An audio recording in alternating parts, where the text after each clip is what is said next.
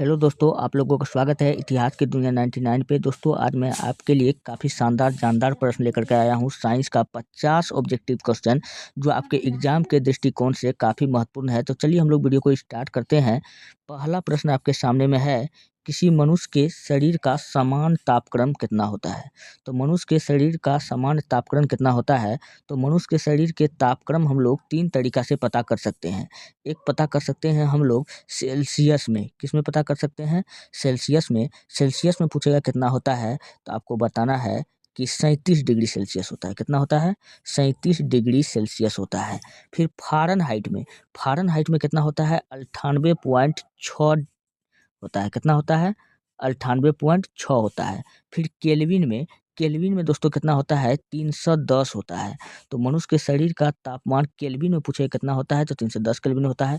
Fahrenheit में 98.6 होता है और फ़ारेनहाइट डिग्री में कितना होता है? 37 डिग्री होता है। तो इस यहाँ पर देखिए आपको क्या दिया हुआ है, तो फ़ारेनहाइट दिया हुआ है, यानी कि फ़ारेनहाइट में डिग्री में कितना होता है? 37 डिग्री में होता है। तो ये वाला तो 98 दिया है, इसका मतलब गलत है। तो ऑप्शन नंबर ए क्या हो जाएगा? बिल्कुल राइट हो जाएगा। 98.6 के आसपास में 98 ये ना है, तो ऑप्शन नंबर ए क्या होगा? राइट होगा। चलिए बढ़ते हैं नेक्स्ट। अगला प्रश्न आपके सामने में है। नेक्स्ट प्रश्न है, किसी ठोस पदार्थ के बिना किसी ठोस पदार्थ के बिना द्रव में बदले सीधे वाष्प अवस्था में परिवर्तन होने को क्या कहते हैं? अगर कोई ठोस पदार्थ जो द्रव ना बने, सीधे क्या बन जाए? वाष्प बन जाए। वाष्प बोले तो वायु बन जाए, उसको हम लोग क्या कहते हैं? तो उसको हम लोग क्या कहते हैं? ऊर्ध्वपातन कहते हैं। क्या कहते हैं? ऊर्ध्वपातन कहते हैं। और ऊर्ध्वपातन जो होता है दोस्तों, ऊर्ध्वपातन अगर ऊर्ध्वपातित पदार्थ पूछे कौन-कौन है, जैसे देख लीजिए कपूर। कपूर देखिए एक ठोस है, लेकिन जैसे ही आप उनको जलाते हो, तो वो हवा में विलीन हो जाता है। पता चलता है कपूर कहाँ गया? तो क्या है? ये ऊर्ध्वपातित पदार्थ है। ये ठोस था, ना तो द्रव बना, लेकिन क्या हो गया? गैस में परिवर्तन हो गया, वाष्प में मिल गया, तो उत्पातित कपूर हो जाएगा, नवसादर हो जाएगा, अमोनियम क्लोराइड हो जाएगा, नेप्थलीन का गोली हो जाएगा, आयोडीन हो जाएगा। ये सब क्या है? उत्पादन पदार्थ है। आपको ये सब याद रखना होगा। चलिए बढ़ते हैं नेक्स्ट। अगला प्रश्न आपके सामने में है। अगला प्रश्न आपके सामने में है, ऊर्ध्वपातज पदार्थ है। अभी भी मैंने जस्ट आपको बताया कि ऊर्ध्वपातज पदार्थ कौन-कौन सा है। तो ऊर्ध्वपातज पदार्थ का आपको नाम याद रखना है। क्या सब याद रखना है? चलिए, कपूर हो गया, ये भी होगा, तो ऑप्शन नंबर ए ये भी राइट है। कपूर भी होगा, अमोनियम क्लोराइड भी होगा, नेप्थलीन होगा। इनके अलावा आपको क्या बताना है? आयोडीन। क्या बताना है? आयोडीन भी ऊर्ध्वपातज पदार्थ है। और उसके बाद में एंथासिन। एंथासिन ये सब क्या है? ऊर्ध्वपातिज पदार्थ है। और ये सब ऊर्ध्वपातिज पदार्थ है, आपको याद रखना है। अर्थात ऑप्शन नंबर क्या हो जाएगा? डी बिल्कुल राइट हो जाएगा। उपयुक्त सभी इसका राइट आंसर है। चलिए बढ़ते हैं नेक्स्ट। अगला प्रश्न आपके सामने में है, जिस ताप पर कोई ठोस पदार्थ ऊष्मा पाकर द्रव में परिणत होता है, वो क्या कहलाता है? जिस ताप पर कोई ठोस पदार्थ ऊष्मा पाकर द्रव में बदल जाता है, वो क्या कहलाता है? तो द्रव बदल गया तो यानी क्या हो गया? गल गया। गल गया तो हम क्या कहेंगे? उसको गलनांक कहते हैं। क्या कहते हैं? गलनांक कहते हैं। तो ऑप्शन नंबर बी क्या हो जाएगा? बिल्कुल राइट हो जाएगा। चलिए बढ़ते हैं नेक्स्ट। अगला प्रश्न आपके सामने में है, जिस ताप पर कोई द्रव ऊष्मा पाकर वाष्प में बदलता है। अगर हम द्रव को हीट करें, गर्म करें, इसको अगर हम गर्म करेंगे, क्या बनेगा? तो ये वाष्प में बदल जाएगा। भाप को तो आप देखते हैं, पानी को जब आप उबालते हो तो पानी घट ना जाता है, क्योंकि वाष्प बन के वो उड़ जाता है। तो इस प्रक्रिया को हम लोग दोस्तों क्या कहते हैं? क्वथनांक कहते हैं। क्या कहते हैं? क्वथनांक कहते हैं। इसी को हम लोग मेल्टिंग पॉइंट कहते हैं। तो ऑप्शन नंबर सी क्या हो जाएगा? राइट होगा। चलिए बढ़ते हैं नेक्स्ट। अगला प्रश्न आपके सामने में है, एक ही प्रकार का परमाणु निम्न में से किसमें मिलता है? तो एक ही प्रकार का परमाणु पूछ रहा है कि किसमें मिलता है, तो एक ही प्रकार का परमाणु जो मिलता है वो प्राकृतिक तत्व में मिलता है। तो ऑप्शन नंबर सी क्या हो जाएगा? बिल्कुल राइट हो जाएगा। अच्छा, प्राकृतिक तत्व क्या होता है? जो तत्व हमको प्रकृति से प्राप्त होगा। जो तत्व हमको प्रकृति से प्राप्त होगा, उसको प्राकृतिक तत्व कहेंगे। और प्राकृतिक तत्व के बारे में अगर मैं आपको बताऊँ, तो आपको पता है कि टोटल तत्व कितना है? तो हमको पता है कि आवर्त सारणी में टोटल 118 तत्व है। कितना तत्व है? 118 तत्व है। और इन 118 तत्व में आपको याद रखना है कि 92 तत्व प्राकृतिक रूप से पाए जाते हैं। कितना तत्व? 92 तत्व जो है किस रूप में पाए जाते हैं? प्राकृतिक रूप में पाए जाते हैं। आपको ये बात याद रखना है। जिसमें शामिल दोस्तों इस 92 तत्व में शामिल कौन-कौन होगा? सभी धातु हो जाएगा, सभी अधातु हो जाएगा, एवं उत्कृष्ट गैस और हेलोजन ग्रुप जो 17 में है, तो उन सबको शामिल करके बताया गया है। चलिए बढ़ते हैं नेक्स्ट। अगला प्रश्न आपके सामने में है। अगला प्रश्न है, दो या दो से अधिक तत्वों के मात्रा के विचार से एक निश्चित अनुपात में संयोग करने से बना पदार्थ क्या कहलाता है? जब किसी चीज़ को हम दो या दो से अधिक मात्रा में जब मिलाते हैं एक निश्चित मात्रा में, तब उसको हम लोग क्या कहते हैं? यौगिक कहते हैं। जैसे हम निश्चित मात्रा में मिला दिए तो यौगिक कहेंगे। अगर अनिश्चित मात्रा में मिलाए, किसी भी मात्रा में मिला देंगे तो उसको हम लोग मिश्रण कहेंगे। तो इसका फिलहाल राइट कौन आंसर हो जाएगा? ऑप्शन नंबर बी होगा, यौगिक हो जाएगा।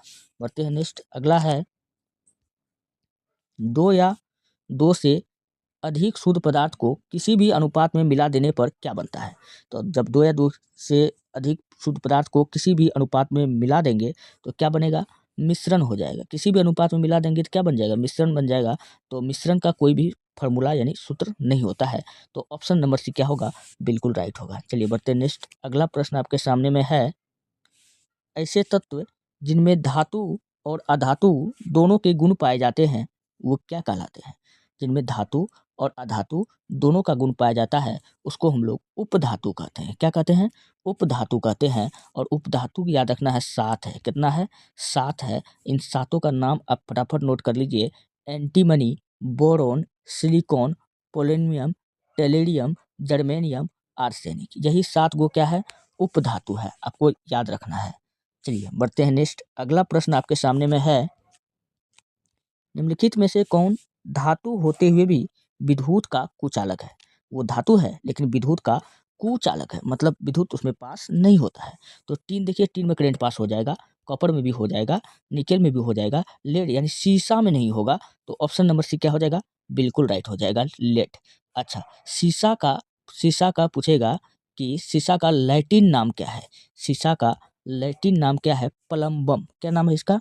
प्लम्बम नाम है। शीशा का लैटिन नाम क्या है? प्लम्बम है। और शीशा जो है, शीशा अतिशीतित द्रव है। क्या है? अतिशीतित द्रव पूछेगा क्या है, तो ये शीशा है। ये सब प्रश्न पूछा जाता है, इसलिए मैं आपको बताता हूँ। आप लोग भी इसी प्रकार याद रखिए ताकि आपका एग्जाम क्वालिफाई हो जाए। चलिए बढ़ते हैं नेक्स्ट। अगला प्रश्न आपके सामने में है, निम्नलिखित में से किस अधातु में धातुई चमक पाई जाती है? अब कौन सा ऐसा अधातु है जिसमें धातु के जैसा चमक पाया जाता है? वो कौन हो जाएगा? ग्रेफाइट भी हो जाएगा और आयोडीन भी हो जाएगा। यानी कि आपका ऑप्शन ए और बी दोनों बिल्कुल राइट हो जाएगा। तो उपयुक्त दोनों, ऑप्शन सी आपका राइट हो जाएगा। अच्छा, ग्रेफाइट। ग्रेफाइट के बारे में याद रखना है कि ग्रेफाइट क्या है? अधातु है। क्या है? अधातु है, लेकिन विद्युत का चालक है। विद्युत का चालक है। आपको ये बात याद रखना है। चलिए बढ़ते हैं नेक्स्ट। अगला प्रश्न आपके सामने में है, निम्नलिखित में से कौन एक उपधातु है? कौन एक उपधातु है? अभी भी मैंने जस्ट आपको बताया कि उपधातु की संख्या टोटल कितना है? 7 है। कितना है? 7 है। इन सातों का नाम मैंने अभी बताया। एंटीमनी, आप लोग देखिए इसमें कौन-कौन मिल रहा है। Antimony, boron, silicon, polonium, टेलेरियम, germanium, रुक जाइए, जर्मेनियम हमको मिल गया। तो यानी जर्मेनियम क्या हो जाएगा? जर्मेनियम एक उपधातु है। जर्मेनियम, फिर उसके बाद में आर्सेनिक आता है। तो इस प्रकार 7 गो उपधातु है। तो अगर सातों याद कर लेते हैं तो आपसे क्वेश्चन सॉल्व हो जाएगा।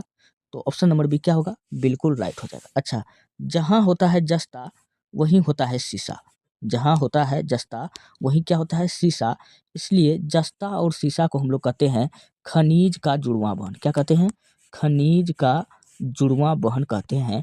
आपको ये बात याद रखना है। चलिए बढ़ते हैं नेक्स्ट। अगला प्रश्न आपके सामने में है, निम्नलिखित में से किस पदार्थ में ऑक्सीजन नहीं है?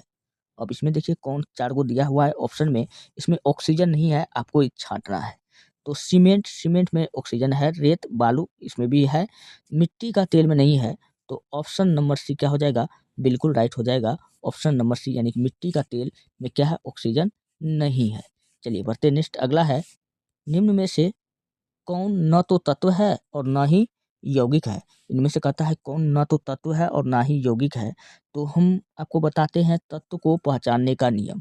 तत्व को पहचानने का नियम, यौगिक का पहचानने का नियम और मिश्रण को पहचानने के नियम। तो सबसे पहले हम लोग जानते हैं तत्व। तत्व का क्या होगा? जिसका सूत्र होगा। जिसका सूत्र होगा, जिसका सूत्र होगा वो क्या होगा? तत्व होगा। और जिसका सूत्र होगा अकेले अकेले होगा, याद रखना है। और क्या होगा, वो अकेले होगा, सिंगले रहेगा, वो क्या होगा, तत्व होगा। अच्छा, जिसका सूत्र होगा वो अकेले नहीं रहेगा, और वो आदमी के साथ में रहेगा, और एक से अधिक रहेगा, एक से अधिक रहेगा, प्लस में हम डाल दिए हैं, एक से अधिक रहेगा, तो उसको हम लोग क्या कहेंगे, यौगिक कहेंगे। जिसका कोई भी सूत्र नहीं होगा, जिसका कोई भी सूत्र नहीं होगा, उसको हम लोग मिश्रण कह देंगे। क्या कह देंगे, मिश्रण कह देंगे। चलिए, वायु, क्या अभी तक आपने हवा का कोई फार्मूला सुना है, नहीं ना है। तो हवा क्या है, एक मिश्रण है, हवा है, बारूद है, ये सब क्या है, मिश्रण है। बारूद का भी कोई फार्मूला नहीं होता है। जल, हाँ, जल का फार्मूला होता है H2O, H2O। तो देखिए H2O, तो H, ये देखिए 2 मतलब टेंगड़ी में लगा हुआ है, मतलब बड़का के साथ में छोटका है, तो एक ही घर का है, तो इसका फार्मूला है, इसका फार्मूला है, तो क्या हो जाएगा, यह तत्व हो जाएगा। जल क्या है, एक तत्व है। और पारा, पारा क्या होता है, Mg, Mg होता है, क्या होता है, Mg।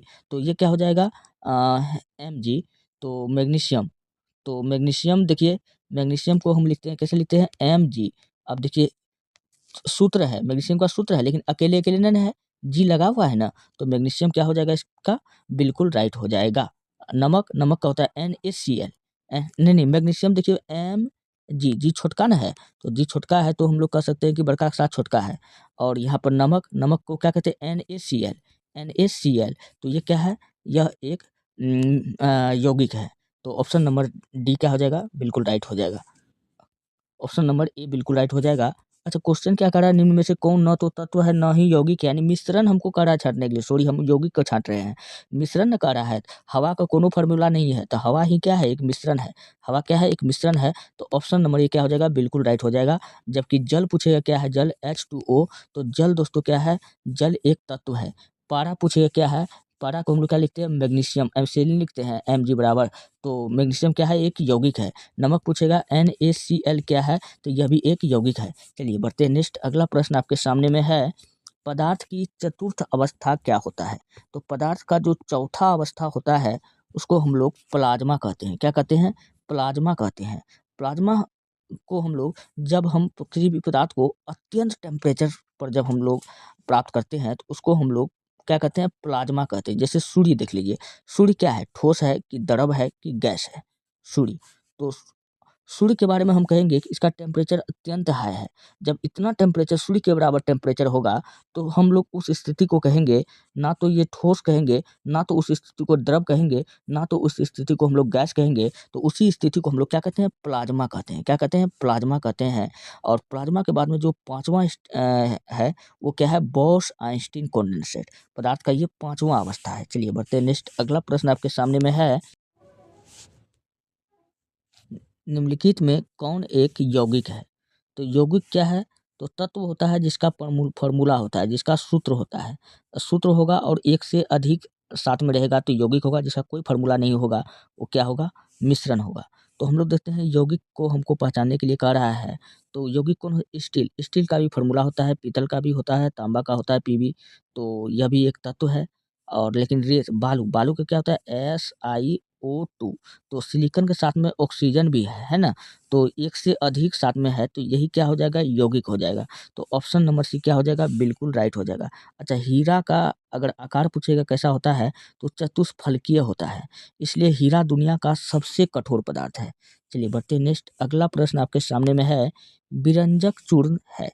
तो विरंजक चूर्ण का फार्मूला क्या होता है, पहले फार्मूला जानिए, CaOCl2 होता है विरंजक चूर्ण। तो विरंजक चूर्ण देखिए, इसके साथ में कैल्शियम है, ऑक्सीजन है, क्लोरीन है, एक से अधिक है। मैंने आपको बताया, तत्व वो होता है जिसका फॉर्मूला होता है, और वो अकेले-अकेले होता है। और अगर अकेले नहीं है, तो वो क्या है, यौगिक है। अगर अकेला है, तो तत्व है। जिसका कोई फॉर्मूला नहीं है, तो मिश्रण है। आप लोग लिख लीजिए इस पॉइंट को, और तब देखिए कैसे क्वेश्चन नहीं बनता है। तो अब यहाँ पर देखिए कि Ca कैल्शियम है, ऑक्सीजन है, क्लोरीन है, मतलब एक से अधिक इसमें है, तो हम लोग कह सकते हैं कि यह एक यौगिक है। क्या है, यौगिक है। अच्छा, क्वेश्चन आपसे पूछ लिया जाएगा कि विरंजक चूर्ण किसका यौगिक है, तब आपको बताना है कि कैल्शियम का यौगिक है। किसका यौगिक है, कैल्शियम का यौगिक है। सिर्फ फार्मूला रटना अलग बात है, फार्मूले से भी क्वेश्चन बना लेना ये बहुत बड़ी बात है। तो व्यंजक चूर्ण का सबको फार्मूला पता होता है, फार्मूले से भी क्वेश्चन पूछा जाता है। जैसे क्वेश्चन घुमा के जब क्वेश्चन पूछ लेगा तो बच्चा क्या करता है, माथा खुजवाने लगता है, क्योंकि यहाँ से अब क्वेश्चन उसको ब्रेंजस उनका पता है, क्वेश्चन पूछ लेगा ये किसका यौगिक है, फॉर्मूला जानते हुए भी क्वेश्चन को गलत कर देता है। तो ये किसका यौगिक हो जाएगा, कैल्शियम का यौगिक हो जाएगा। चलिए बढ़ते हैं नेक्स्ट। अगला प्रश्न आपके सामने में है, बारूद होता है, बारूद क्या है, बारूद क्या है, तत्व है, यौगिक है, मिश्रण है। बारूद का भी आज तक कहीं फॉर्मूला सुना है आप, नहीं सुने होंगे। तो बारूद भी क्या हो जाएगा, मिश्रण होगा। क्या होगा, मिश्रण है। तो ऑप्शन नंबर सी क्या हो जाएगा, बिल्कुल राइट हो जाएगा। दोस्तों अगर आपको मेरा वीडियो अच्छा लग रहा है, हेल्पफुल लग रहा है, तब आप हमारे चैनल को सब्सक्राइब कीजिए और वीडियो को लाइक कीजिए, जितना हो सके अपने दोस्तों में शेयर कीजिए। और रोज क्लास का पीडीएफ आपका इतिहास की दुनिया ITIHASKI दुनिया 99 पर अपलोड हो जाता है, आप वहाँ से वीडियो का पीडीएफ ले सकते हैं। चलिए बढ़ते हैं नेक्स्ट। अगला प्रश्न आपके सामने में है, कोयला है, कोयला पूछ रहा है कि क्या है। तो कोयला क्या है, तो कोयला एक तत्व है, कोयला एक तत्व है। तो ऑप्शन नंबर ए क्या हो जाएगा, बिल्कुल राइट हो जाएगा। चलिए बढ़ते हैं नेक्स्ट। अच्छा, कोयला कितना प्रकार का होता है, तो कोयला दोस्तों टोटल 4 प्रकार का होता है। सबसे अच्छा कोयला पूछेगा कौन होता है, तो एंथ्रेसाइट होता है। कौन होता है, एंथ्रेसाइट होता है। और भारत में पूछेगा सर्वाधिक कौन कोयला पाया जाता है, तो बिटुमिनस पाया जाता है। कौन पाया जाता है, बिटुमिनस पाया जाता है। और बिटुमिनस को दोस्तों हम लोग क्या कहते हैं, मुलायम कोयला कहते हैं। क्या कहते हैं, मुलायम कोयला हम लोग किसको कहते हैं, बिटुमिनस को कहते हैं। सबसे घटिया कोयला पूछेगा तो पीट कोयला, जिसको हम लोग झड़िया कोयला कहते हैं। और कोयला पूछेगा कि भारत में सर्वप्रथम हमको कब प्राप्त हुआ, तो 1814 ईस्वी में प्राप्त हुआ। पूछेगा कहाँ से प्राप्त हुआ, तो आपको रानीगंज बताना है। क्या बताना है, रानीगंज बताना है। चलिए पढ़ते हैं नेक्स्ट। अगला प्रश्न आपके सामने में है, हीरा है, हीरा पूछ रहा है कि क्या है, तत्व है कि यौगिक है कि मिश्रण है कि तरल है। तो हीरा क्या हो जाएगा, हीरा का कोई भी सूत्र होता है, नहीं होता है। हीरा का सूत्र होता है, हाँ हीरा का सूत्र होता है डायमंड का। तो ऑप्शन नंबर ए क्या हो जाएगा, बिल्कुल राइट हो जाएगा। हीरा सबसे कठोर पदार्थ है, दुनिया का सबसे कठोर पदार्थ है, आपको याद रखना है। सबसे बड़ा हीरा पूछे कौन सा है, तो आपको बताना है कुलीनन का हीरा। क्या बताना है, कुलीनन का हीरा बताना है। ये कहाँ पाया जाता है, दक्षिण अफ्रीका में। कहाँ पाया जाता है, दक्षिण अफ्रीका में पाया जाता है। चलिए बढ़ते हैं नेक्स्ट। और हीरा का वजन, अच्छा हीरा का वजन भी क्वेश्चन पूछा गया है, किसमें मापा जाता है, तो कैरेट में मापा जाता है। किसमें मापा जाता है, कैरेट में मापा जाता है। और सोने का भी वजन पूछेगा, किसमें मापा जाता है, कैरेट में मापा जाता है। सबसे शुद्ध सोना पूछेगा क्या होता है, तो 24 कैरेट होता है। क्या होता है, 24 कैरेट होता है। और आभूषण सब को, आभूषण सबको मापने के लिए क्या होता है, हॉल मार्क होता है। कौन सा मार्क का उपयोग करते हैं, तो हॉल मार्क का प्रयोग करते हैं, हॉल मार्क का। चलिए बढ़ते नेक्स्ट। अगला है, विश्व का प्रत्येक पदार्थ अत्यंत सूक्ष्म कणों से मिलकर बना होता है, यह सर्वप्रथम किसने कहा था। विश्व का प्रत्येक पदार्थ छोटे छोटे सूक्ष्म कणों से मिलकर बना होता है, यह बात कौन कहा था, महर्षि कणाद ने कहा था। कौन कहा था, कणाद ने कहा था। और इस कणाद के बात को प्रूव कौन कर दिया था, डाल्टन ने कर दिया था। कौन कर दिया था, डाल्टन ने कर दिया था। इसलिए डाल्टन ने क्या दिया था, परमाणु का सिद्धांत दिया था। और इन्होंने बताया कि परमाणु छोटे छोटे कणों से मिलकर बना होता है, परमाणु अविभाज्य है, इसका कोई खंड या टुकड़ा नहीं किया जा सकता है। यह बात कौन बताया था, डाल्टन ने बताया था। और रदरफोर्ड, रदरफोर्ड ने बताया कि परमाणु के भीतर नाभिक है। क्या है, नाभिक है। तो परमाणु के भीतर नाभिक है, इस बात का पता कौन लगाया था, रदरफोर्ड ने लगाया था। और एवोगाड्रो इन्होंने इन्होंने मोल दिया था। एक मोल बराबर पूछेगा कितना होता है, तो एक मोल बराबर होता है 6.02 इंटू 10⁻23 होता है।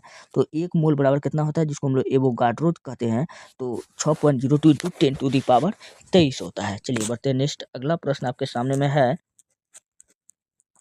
वायु निम्नलिखित में से क्या है, यानी हवा के बारे में आपसे पूछ रहा है कि ये क्या है। तो हवा का भी आपने कभी फार्मूला सुना है, तो फार्मूला नहीं है।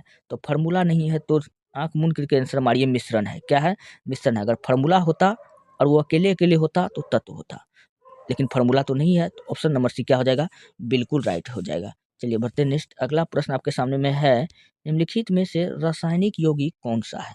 और रासायनिक यौगिक पूछ रहा है कौन सा है, तो वायु यौगिक थोड़ी है, मिश्रण है। ऑक्सीजन पूछेगा O2, तो ये तत्व है।